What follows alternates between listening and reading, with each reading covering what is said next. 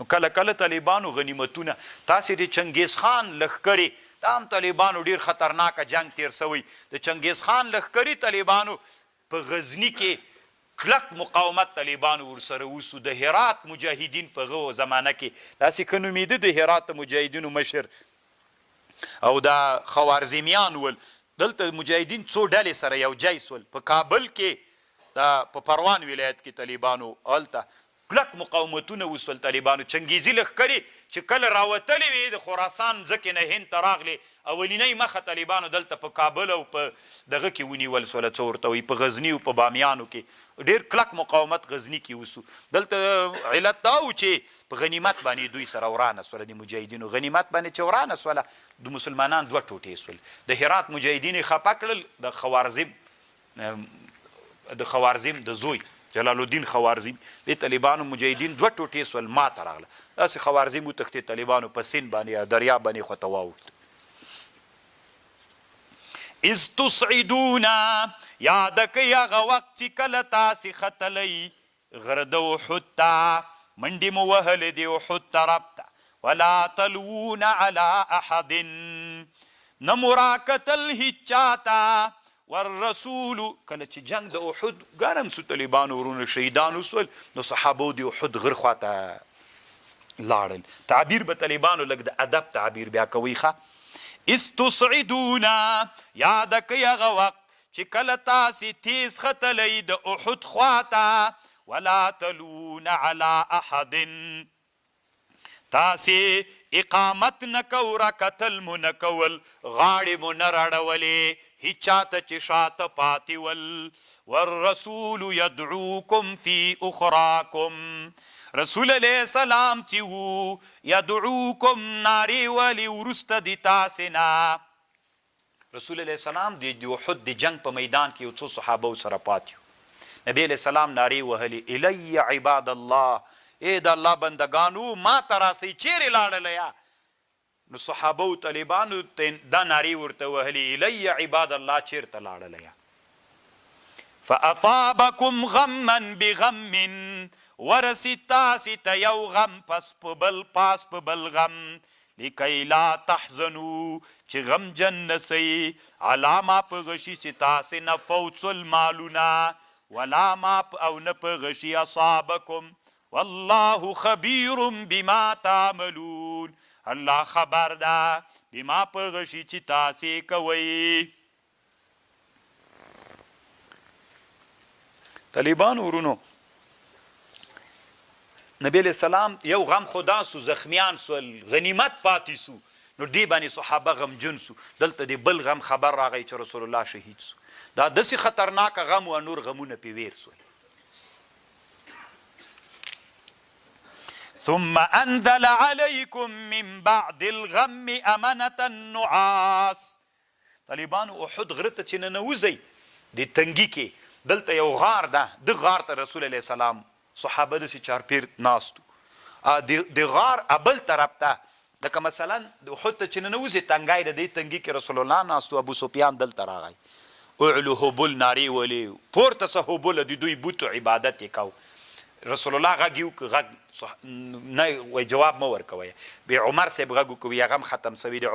یا ابوبکر صاحب عمر صاحب ته چې خبر راورسېدل هغه کې جذبه راغله نبي اسلام ورته ویل لږ صبر وکړه بیا یې ویل چې نبی علیہ السلام بیرته ورته ویلي چې جواب ورکړه ځکه دوی طاقت نه و چې ورته وایي چې عمر هم مړ ده مړ نه یم عمر رضی الله عنه طالبان ورته ویل الله اعلی و اجل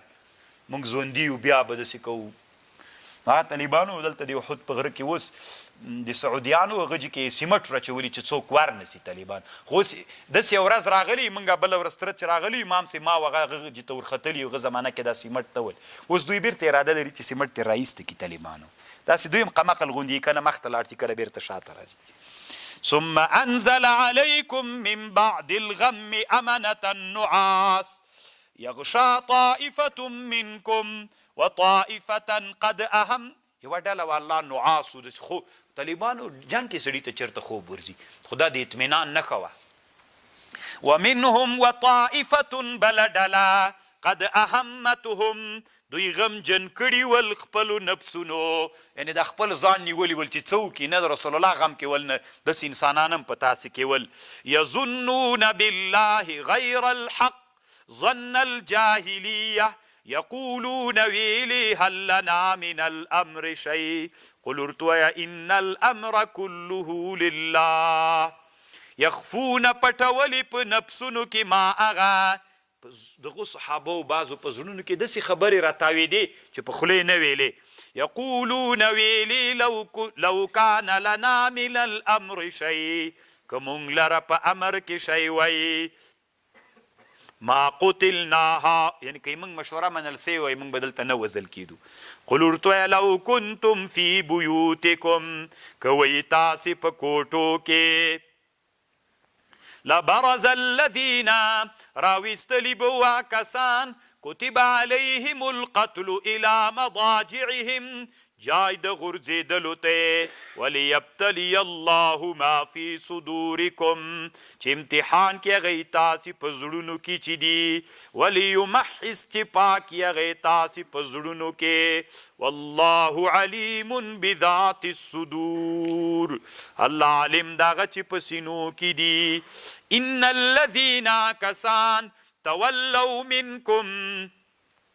چې وګرځېدل د تاسې نه، شاګانې واړولې میدان پرېښود، په هغه ورځ باندې چې کله دوه لښکرې سره یو جای سوې، یو لښکر کافر و بل مسلمان. انما استزلهم الشیطان، دوی وښویول شیطان، ببعض ما کسبو، په سبب د بعضې ګناهونو چې دوی کسب کړي. ولقد عفى الله عنهم، الله عفو کړي له دوی نه، ان الله غفور رحیم. کوم صحابه او طالبانو چې میدان پرې کوي، هغو صحابه او ته الله بیا بخښنه کړې ده. دغه آیات نه استدلال کیږي. نو طالبانو دلته هغه صحابه چې بیخي حتی بعضې داسې صحابه م ول طالبانو چې داسې تښتېدلي ول، میدان یې داسې پرېښی او 3 ورځې بعد بیا راغلل که نه. الله عز وجل استزلهم الشیطان ببعض ما کسبوا ولقد عفى الله عنهم ان الله غفور رحیم. نمونه ذکر دي طالبانو، زی مناسب نه بلم چې تاسې ته نمونه ووایم. طالبانو دلته په هغه کې سته څه ورته وایي، روح المانی ذکر کړي دي، بعضې مشران صحابه هم سته پکې طالبانو ورونو. خو دا د الله امتحان ده، پروا نه کوي طالبانو. الله د رسول دپاره کم انسانان چې بهتره کړي ول، هغه تر موږ نه زر چنده بهتره ول. چا د عبدالله ابن مبارک نه پوښتنه وکړه، وایي معاویه صاحب بهتره ده که عمر ابن عبدالعزیز؟ نو د جواب ورکه، وایي معاویه صاحب چې کم جهاد په کم اس د رسول الله په زمانه کې کړی، د اس په غوږ کې چې کوم ګرد غورځېدلی، دا سل عمر ابن عبدالعزیز نه بهتره ده. د صحابه او طالبانو دومره لوی شان او منقبت ته زه نه خوښوم طالبانو چې دغه صحابه نومونه درته یاد کړم.